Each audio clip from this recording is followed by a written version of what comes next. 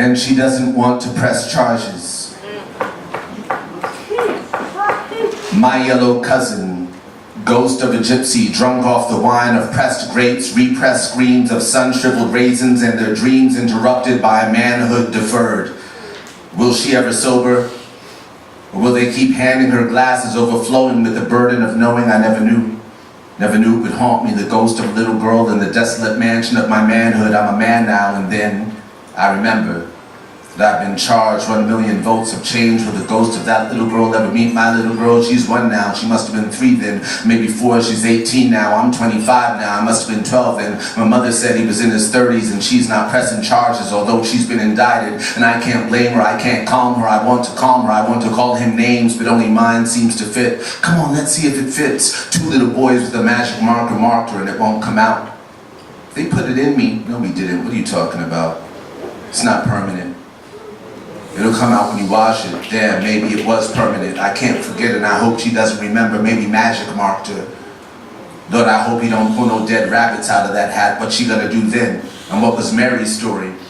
Story of a little girl with a brother and a couch. She's got a brother, a couch, a sister locked in a bedroom, and a mother on vacation. Lord, don't let her fall asleep. Her brother's got keys to her dreams. He keeps him on a chain that now cuffs his wrist together. Mommy doesn't believe he did it, but he's left footprints on the insides of his sister's eyelids, and they've learned to walk without him and haunt her daily prayers. And if you rub your fingers ever so softly on her inner thigh, she'll stop you, having branded your fingertips with the footprints of her brother, the disbelief of her mother and her sister, who called her a slut for sleeping. Lord, I've known sleeping women.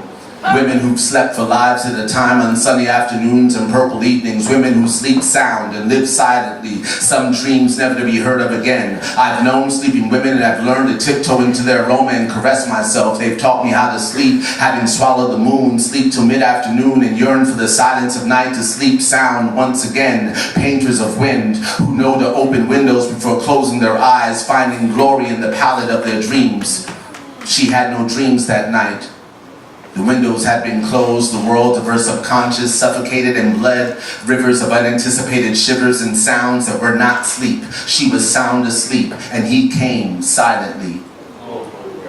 It wasn't the sun in her eyes, nor the noise of children en route to school. She woke to the rays of an ingrown sun, fungus that stung more than it burned. A saddened school en route to children who dare to sleep on a couch exposed to their schizophrenic brother, only to wake with a new personality, one that doesn't trust as much as it used to and wears life jackets into romantic relationships. Can't stand the touch of fingertips. Damn, was that marker permanent? I hope she don't press charges. I hope they don't press no more grapes in her wine, because she might get drunk again and fall asleep. Rise and shine, my mother used to say, pulling back the clouds of covers that warmed our night, but the fleshy shadows of that moonless night stored the venom in its fangs to extinguish the sun. Rise and shine, but how can I when I have crusty cloud configurations pasted to my thighs and snow-covered mountains in my memories? They peek into my daily and structure my moments. They hide in the corners of my smile and in the shadows of my laughter. They've stuffed my pillows with overexposed reels of ABC after-school specials and the feathers of woodpeckers that have bored hollows into the rings of time that now ring my eyes and have stumped the withered trunk of who I am.